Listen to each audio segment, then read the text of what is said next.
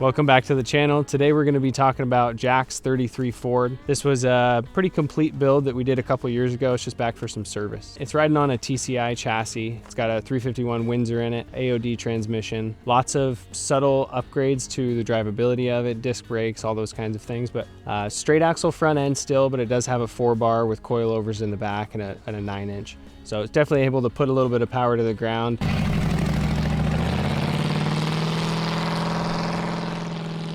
It's a little bit tighter. The coilovers give us a little bit more adjustability with the shock adjustment and the slight ride height adjustment that we can do with those, which is great for getting this thing sitting just like how Jack wanted it. I'm really happy with how this car turned out overall. We went and did some additional things after we got the chassis from TCI, mainly with the steering. So we wanted to tighten up the steering a little bit more. It had what was really common to do back in the day, which was put a Vega steering box in it, which you can mount that and run it with this steering on the straight axle. But Unisteer makes, it's called a half rack. It's basically rack and pinion technology that has more or less a pitman arm on it, is kind of how it's set up. It gives you the tightness of a rack and pinion with the same function of a straight axle. So we had to make some modifications to the oil pan and do a couple different things with the steering to make that all work. It was a worthy upgrade. Another thing that we did to the steering, which was really cool, is this is a electric power steering. So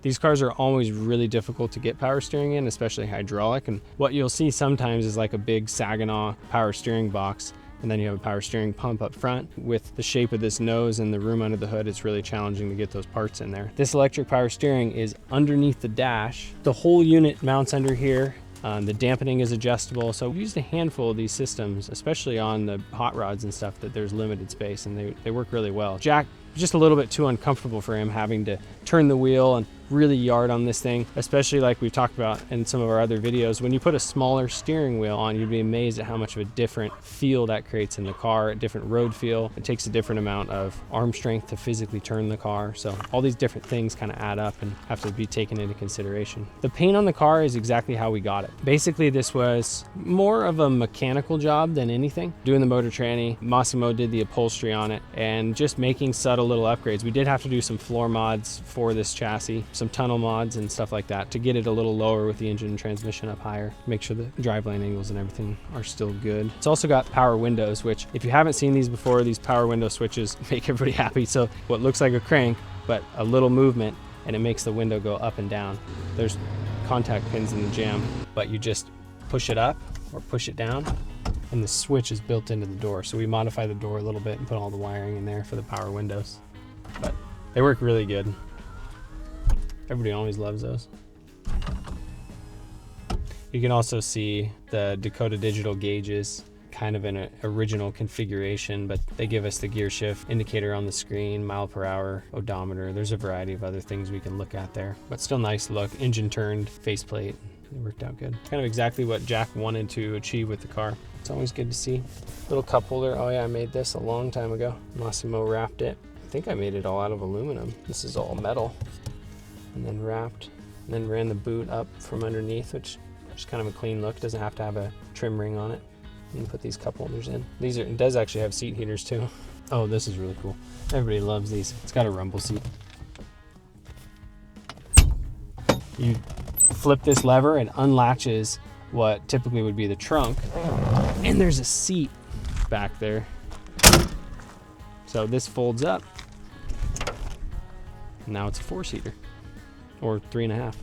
So on this side, this is your step on top of the tail light, and this is your other step to get inside the back. And that's original. These are new red wire wheels from the Wheelsmith.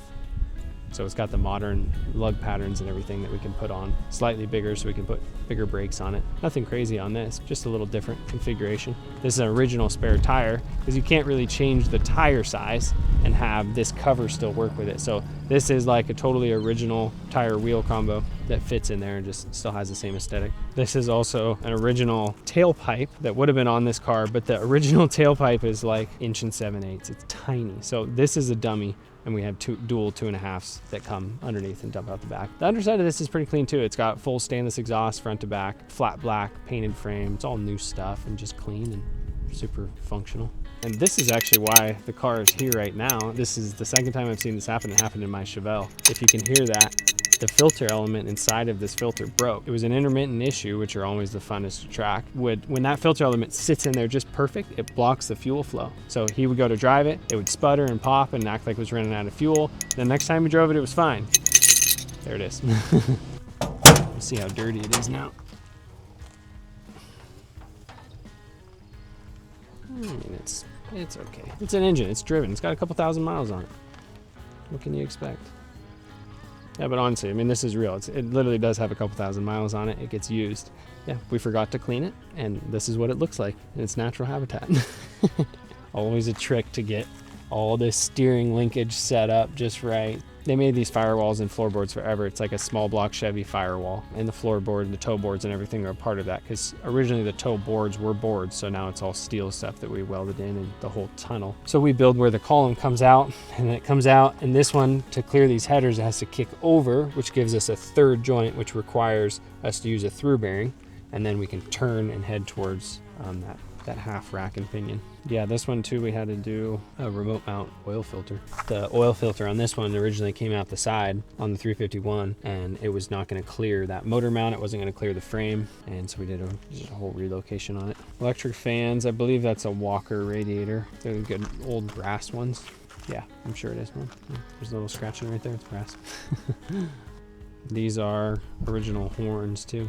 I love how back then it was just like, it was almost like you used this kind of stuff as an accessory. So it was like, this is the horn, and we're gonna put it on the outside where you can see it, and we're gonna make it look like a trumpet, and like that was kind of just the style and kind of what they did, going from horse and buggy. Surprised they don't have lanterns on them.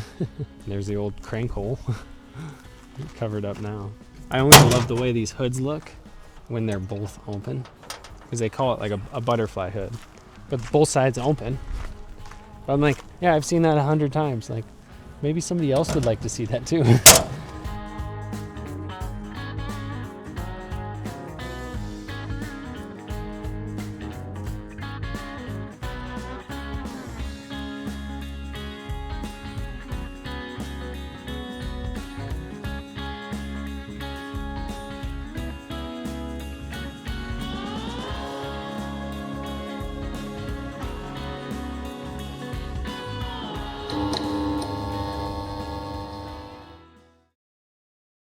We were hoping to catch some bloopers. Bang! we could put a good. Oh, could go farther forward a little bit. Yeah, you want to push it? It might roll easy.